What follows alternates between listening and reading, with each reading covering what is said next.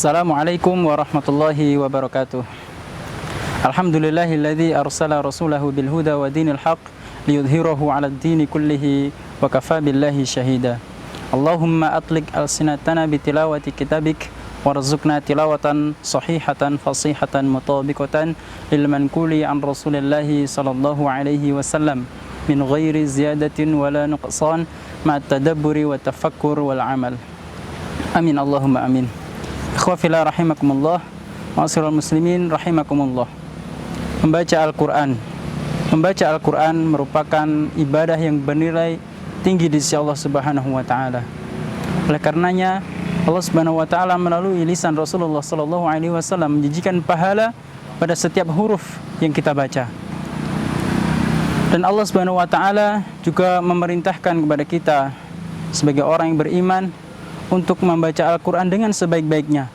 Sebagaimana dalam firman-Nya yang mulia, A'udzubillahi minasyaitonirrajim, warattilil Qur'ana tartila. Dan bacalah Al-Quran dengan tartil yang optimal. Allah memerintahkan kepada kita untuk membaca Al-Quran dengan bacaan yang paling baik, dengan bacaan yang maksimal.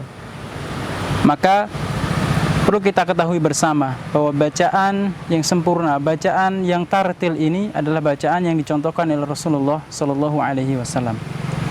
Kemudian sahabat beliau yang mulia Ali bin Abi Thalib karamallahu wajhah mengatakan bahwa tartil di sini maknanya adalah tajwidul huruf wa ma'rifatul wuquf.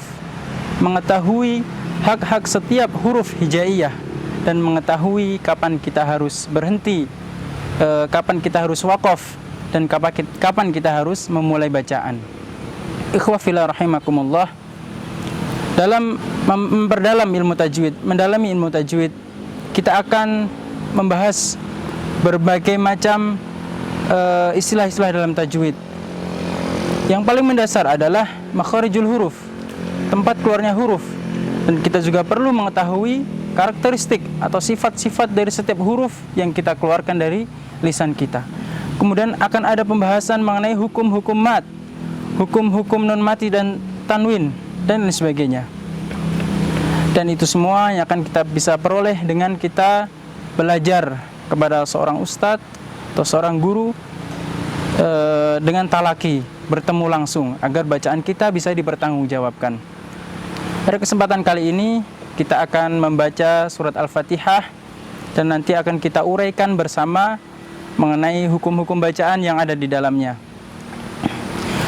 A'udzu billahi minasyaitonir rajim. Bismillahirrahmanirrahim. Alhamdulillahi rabbil alamin. Ar-Rahmanir Rahim. Maliki yaumiddin. Iyyaka na'budu wa iyyaka nasta'in. Ihdinas siratal mustaqim. Siratal ladzina an'amta 'alaihim ghairil maghdubi 'alaihim waladdallin.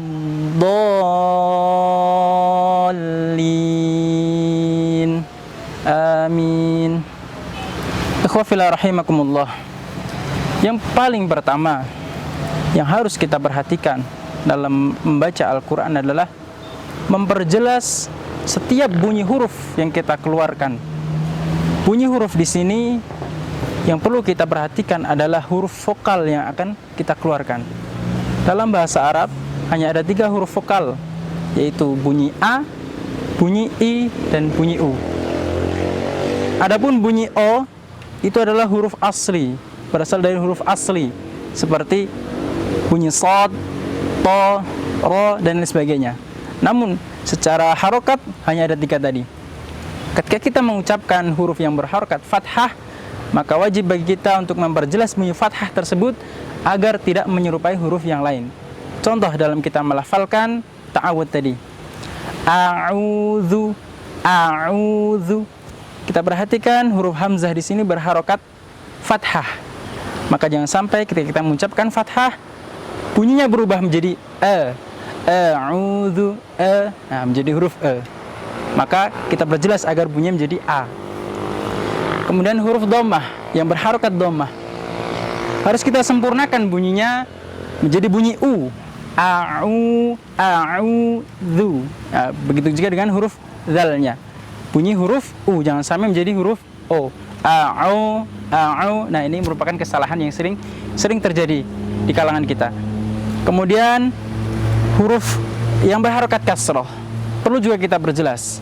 Contohnya dalam lafal bismillahirrahmanirrahim. Bismi. Nah, bi, mi, hi. Nah, harus kita jelaskan di sana bahwa bunyinya adalah huruf i. Baik, ikhwah fillah rahimakumullah. Kita akan jabarkan mengenai Al-Fatihah ini masih secara umum ya, yaitu berangkat dari kesalahan yang sering terjadi di kalangan kita. Contohnya ketika kita membaca satu kata dalam ta'awudz tadi, a'udzu billahi asyaitoni.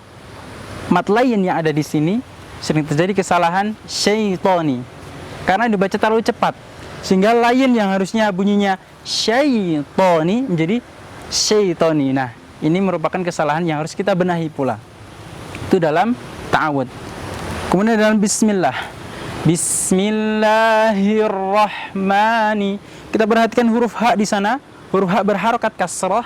Kalau kita membaca dengan cepat, membaca terlalu cepat, maka huruf h di sini menjadi samar-samar, tidak terdengar jelas. Bismillahirrahmani, harusnya hi tapi terbaca ei. Nah, seperti ini. Harus kita pertegas di sana, huruf h harus jelas. Bismillahirrahmani dan seterusnya. Baik, kemudian ada lagi beberapa kesalahan yang sering terjadi di kalangan kita, khususnya orang Jawa itu kalau mengucapkan huruf ain menjadi nga. Nah, ini harus kita benahi pula ya. Bunyinya adalah huruf a. Alhamdulillahi rabbil alamin. Alamin. Ya, makhrajnya adalah di tenggorokan. Ya, alhamdulillahi rabbil alamin. Ar-Rahmanir Rahim, Maliki yaumiddin. Iyyaka na'budu wa iyyaka nasta'in. Sekarang kita pertegas lagi pada lafal kata al-mustaqim. Al-mustaqim ya. Kita perhatikan huruf mim di sana berharokat dhammah. Harokat dhammah, maka kita harus membulatkan bibir kita maju ke depan, atau mudahnya diistilahkan dengan monyong ke depan ya. Al-mustaqim. Mustaqim. Sin harus ditarik lagi karena sin bukan berharokat dhammah, dia berharokat sukun, maka harus kita balikan. Al-mustaqim. Nah, seperti itu. Siratal ladzina an'amta. An'amta juga seperti itu, tidak boleh memantul. An'amta. Ya. Baik, demikian sedikit penjelasan secara umum mengenai surat Al-Fatihah. Semoga kita bisa mengambil pelajaran dari yang sedikit ini. Sekian, billahi taufik wal hidayah. Assalamualaikum warahmatullahi wabarakatuh.